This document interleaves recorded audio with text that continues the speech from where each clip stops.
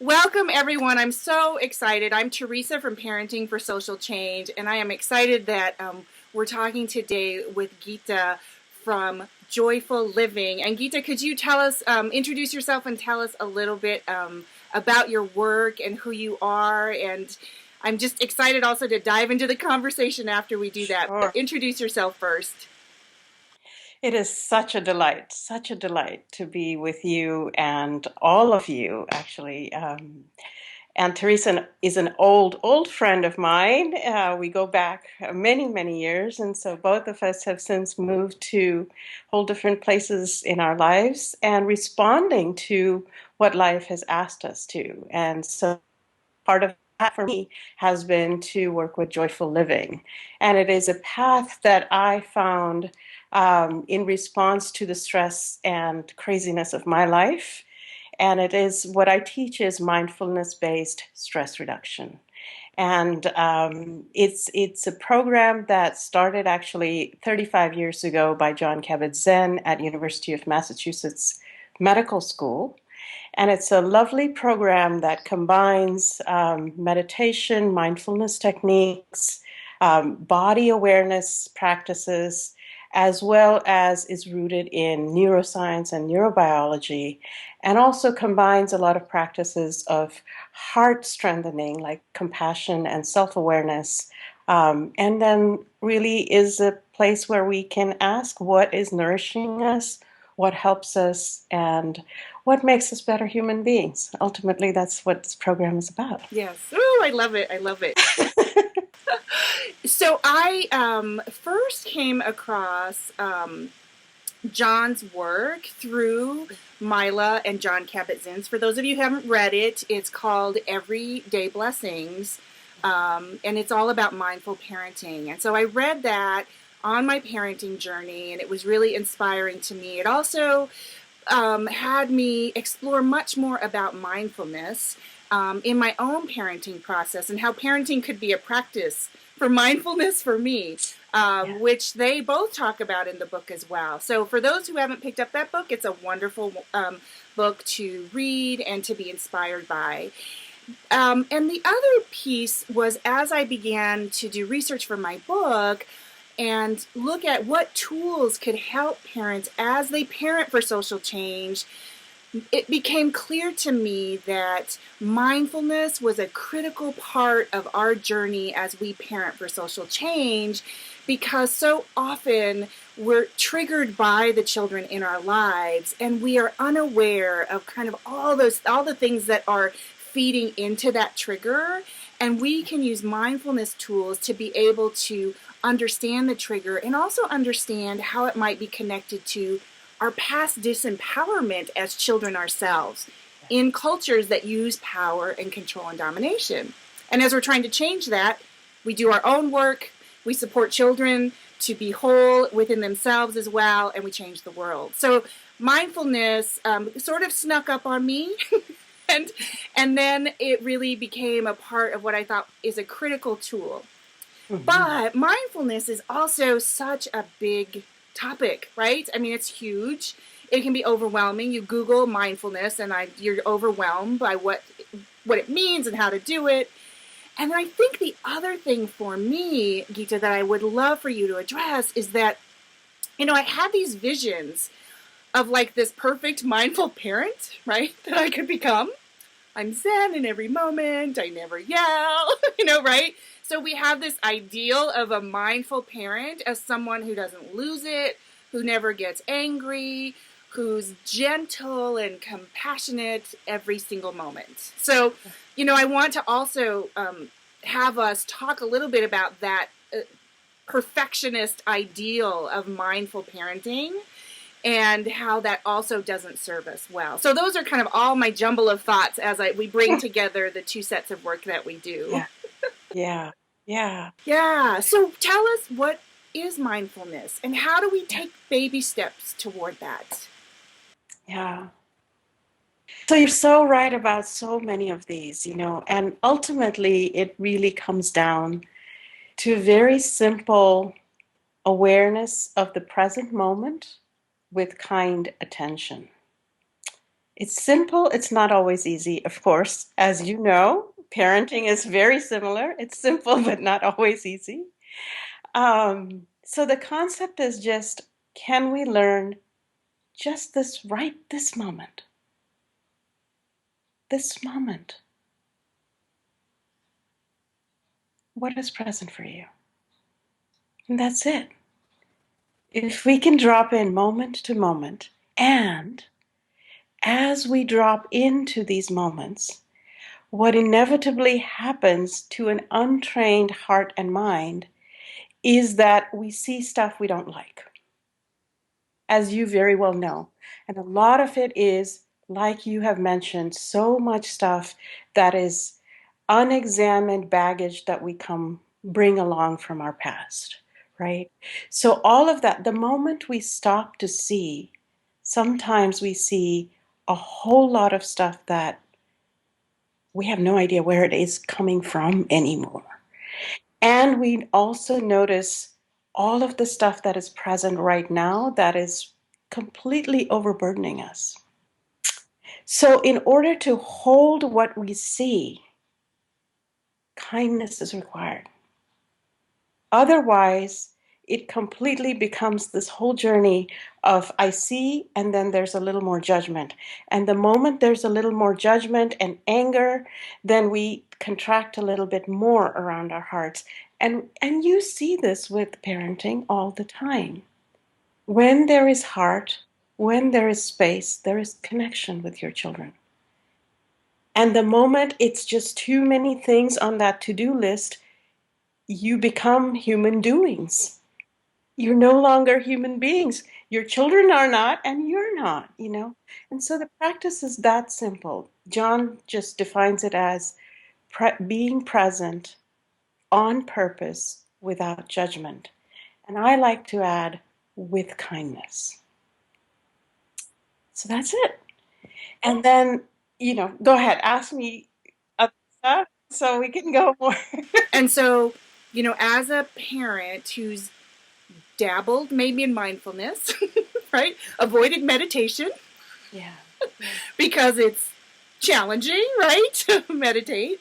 But so talk to me about what it is we could share with parents about the steps you could take. Like you're in that moment and that contraction happens, right? Mm-hmm. They just did something, said something, and I just feel myself close in so many, physically, emotionally. My mind just races and it's also shutting down at the same time. Yeah. What do I do? What do I do in that moment? Yeah. So we start just with where we are and what we have always with us. There are two things that are very simple tools we always have with us that are trustworthy. One is the breath, and the other is the body, right? Those are always with you. And as you mentioned in one of our previous conversations, they're always portable, right? I mean, you don't need a special mat, you don't need a special gym, you don't need a special, spot or anything. You just have the breath and the body. And the beauty of these two places is they're all present moment. You can't have the breath from a minute ago. You can't have a breath from a minute later. Only this breath in this moment. And only this body in this moment. It's not your body from 5 years ago. It's not your body 5 days later. It's here. The reason why we become friends with our breath and body is because they're always here. They become constant companions. And the reason why they're such good friends is because they always reflect the current state of our mind. So it's almost like having your best friend with you if you can learn to listen to them. And they'll tell you the truth. A good friend will not sugarcoat it. You just have to learn to really listen. And that's the practice, is we actually train ourselves to just drop into this breath and this body for a minute, 3 minutes, 5 minutes. If You have the time and space to do more, you're welcome to. But we do short practices enough where you become so familiar that when life is out of balance, you can first recognize what is going on. So you said, there are times when I feel overwhelmed. I feel that contraction. Can you first recognize, oh, this is what's happening?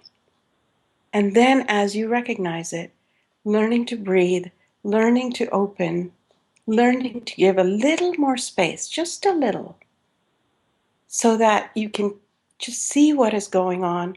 And then if there is space, there is an invitation to wisdom. And then wisdom will tell you what the next step should be. And it will allow for a little bit more options, more kindness.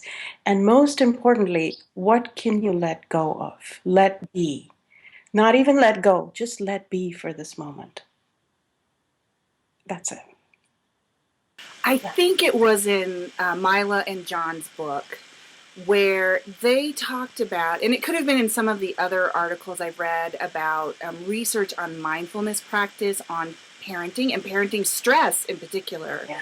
Yeah. Where it really talks about that when you take that pause and you have that connection and you're in that present moment, our ability to creatively find that wisdom it expands exponentially, right? So when we're contracted, we don't see possibilities.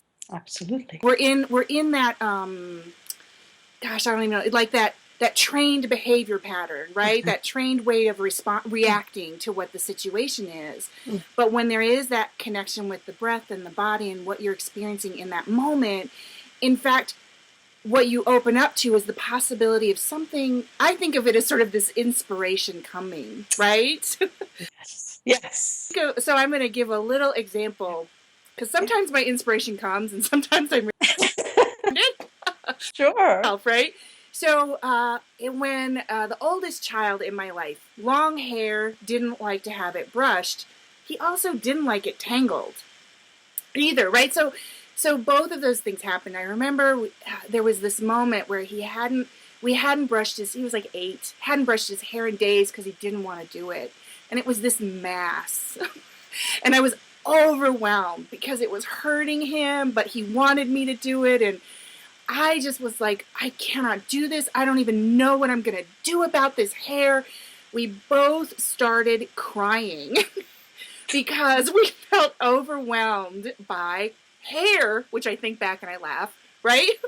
But this hair had become this thing because he was unhappy doing it. He was unhappy not doing it. I hated creating pain. And then there was this moment where I said, let's just go in the bedroom and lay down.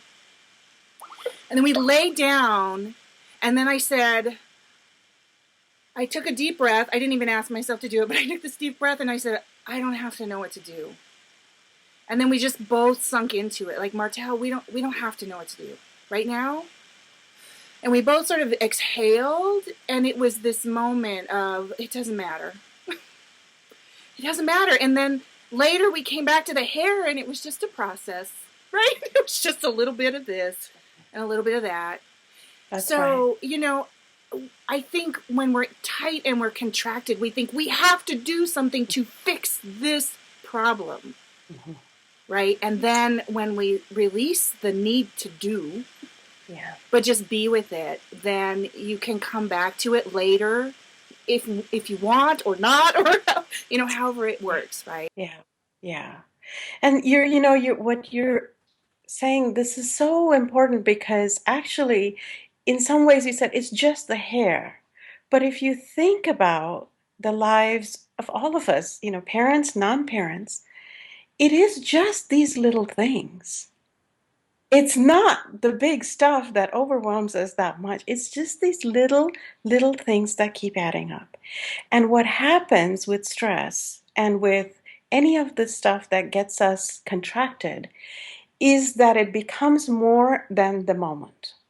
So you're getting completely swept away in the story of it.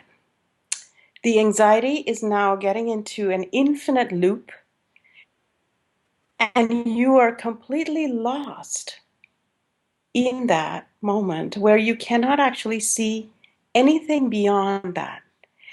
And it just becomes this fight. And this goes back to the stress reactivity that you were talking about, right? Is we biologically have stress in our lives in order to protect us from predators. So, whenever there is a stressful moment, it's actually our body thinking, oh, there's a bear, I must run to protect myself. So, we're in what is called the fight, flight, or freeze response in our bodies, which is very common in an unexamined way of meeting stress. And it was there for a reason in our lives. It's there to protect us. And when we are constantly fighting, because our brains cannot tell the difference between a real bear and the hare, you know?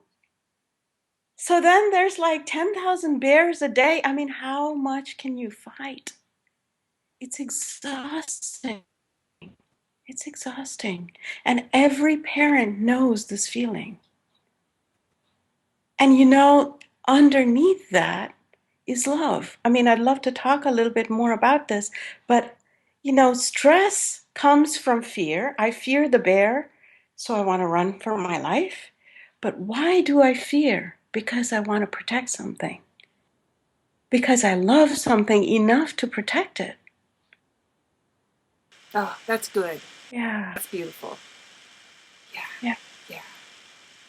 Because I think, when I think about the parents that I talk to and I work with, they really want to redefine their relationships, right? To be more present, to not use power and control out of that fear.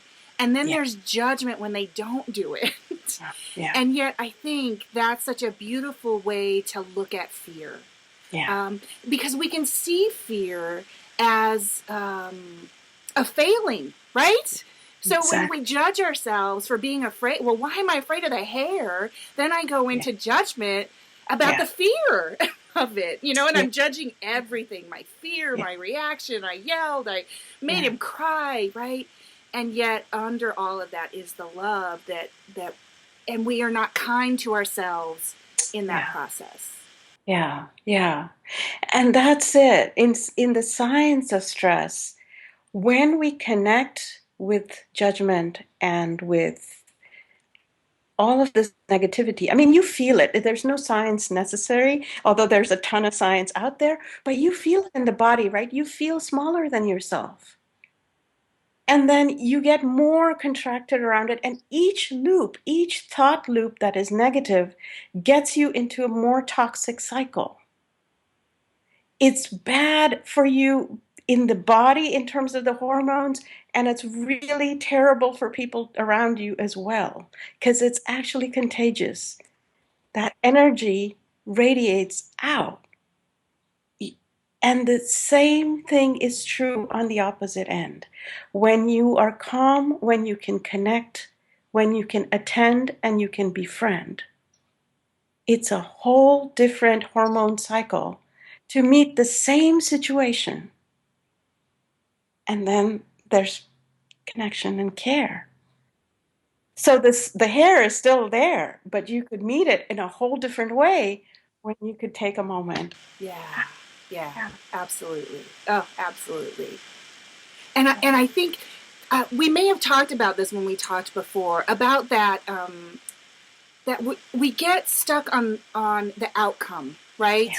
So I think when I'm in the hair and the hair is the bear, I think I have to tame the bear right in that moment, and I'm really committed to getting the hair brushed. Yeah. Right? Yeah. Like that has to be the outcome. Yeah. And so how is it that we can begin to let go of this?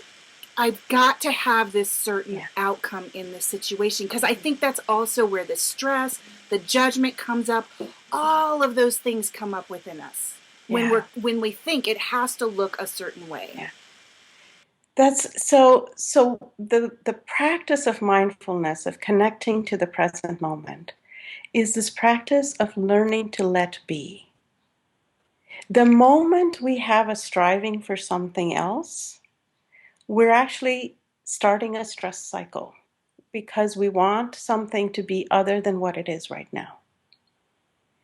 And the moment there is striving, without an examined kind of thing, without the kindness component to it, you're adding this control loop into your life. Whether it is a large control that you're talking about in terms of social power and control, or just wanting to control the next moment, you're still already in the future. For one thing, you're not in the present moment because you're already tied to the outcome. And then when the outcome doesn't show up the way you'd like it, which it rarely does, then you're setting yourself up for a failure loop, disappointment loop, and then your kids are not good enough, or your partner's not good enough, or so it goes. So it actually is the beginning of a tornado, of a whole cycle of negative emotions, a cascade of it, if you will. The moment you get into, I'm not good with just the way things are. Now, it's very important to know it's different than a kind aspiration. You're here, all of our friends who are watching us are here because there is an aspiration to be a better parent, a better human being. It's very different than I'm going to just, this is to do it. It won't work. It never does. And we come back to this very gentle practice. How do you train something? You train moment to moment, right? How do you train your child with potty training? One potty visit at a time. You may want it to change overnight, but no, it takes repetitive remembering and strengthening that muscle. And so the mindfulness practices allow for that to happen, where we're literally telling the brain, can you just pause for a moment with this breath and just check in? What is happening? It's very counterintuitive in our culture, especially with parents, because it feels like there's only so much time in our day. So, how can we even spend 5 minutes doing nothing? So, it's very scary for people to actually say, I'm just going to sit with myself for 1 minute and do nothing. It's not what our culture does. As we said before, we're not actually human beings, we are human doings here. And so it's very scary at first to touch into what it means to just hold your child. You don't have to even get on the mat. Just be with your child, hold your partner's hand, and just feel it. 30 seconds. Really feel the warmth, feel the pulsing, feel that this is a human being intimately connected with you and you with them. That's mindfulness. You what? Yeah, go ahead. No, and I think that, so often parents with young children, this is often, right, the biggest challenge is I think I don't have time. But I think what you just described right there is about parenting as a mindfulness practice. Yes. So if you're nursing a child, or Yes. the child is trying to go to sleep and you're bouncing them or rocking them or whatever it is, like being completely present in that experience right in that moment is a mindfulness practice. It is. It is. And mindfulness, I mean, we practice sometimes because this is new to us. And so it's useful to have the practice separate to train. It's sort of like going to the gym.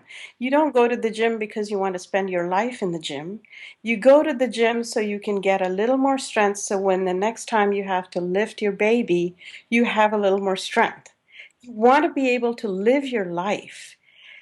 Mindfulness is like that. Eventually, mindfulness doesn't become a separate practice at all. it is just a moment to moment engaged living, all the connecting with just what you're right now without clinging to the future, without regretting the past.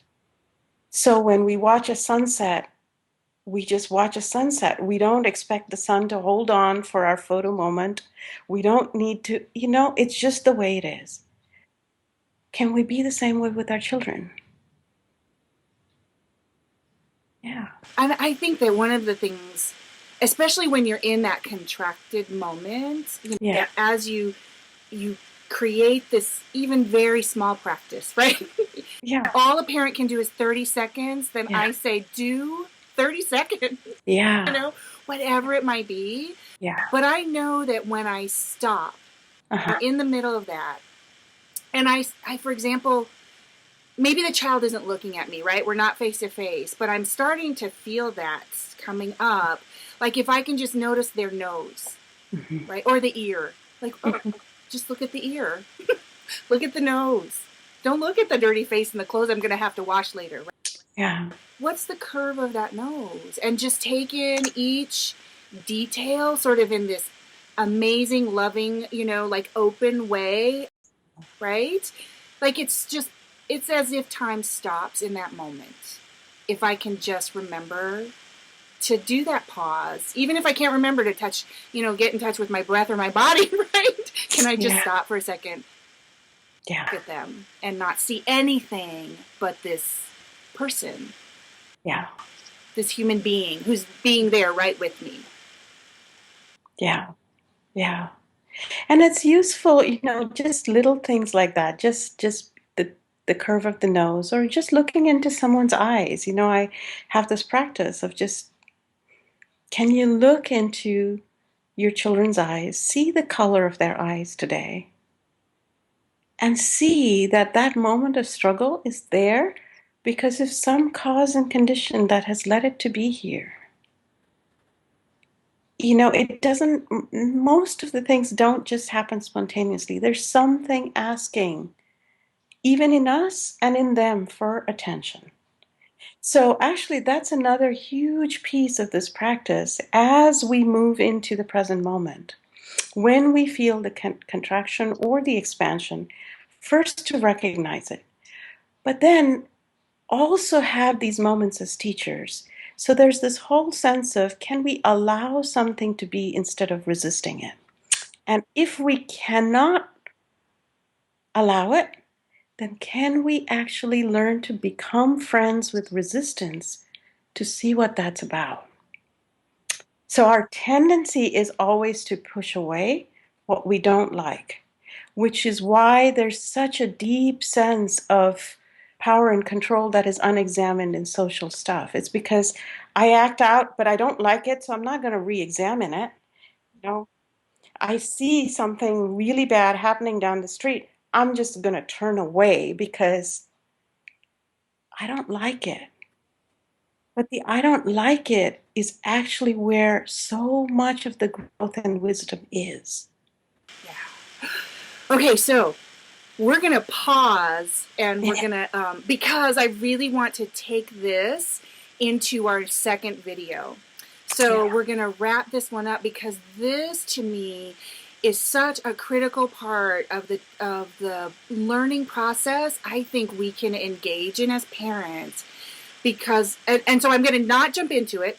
So for those of you who are watching this one, stay tuned for the next one because I really want us to delve into this resistance to what we don't like and it within ourselves or that we see outside of ourselves. So, Geeta, thank you so much for being a part of this first conversation. And then for those of you, join us in the second conversation where we're going to really delve into this a little bit more. And practice. We'll have practice. Yes. All right, great. Okay, thank you, Geeta, again. And I so look forward to our second part in this conversation. And it was such a joy. Thank you.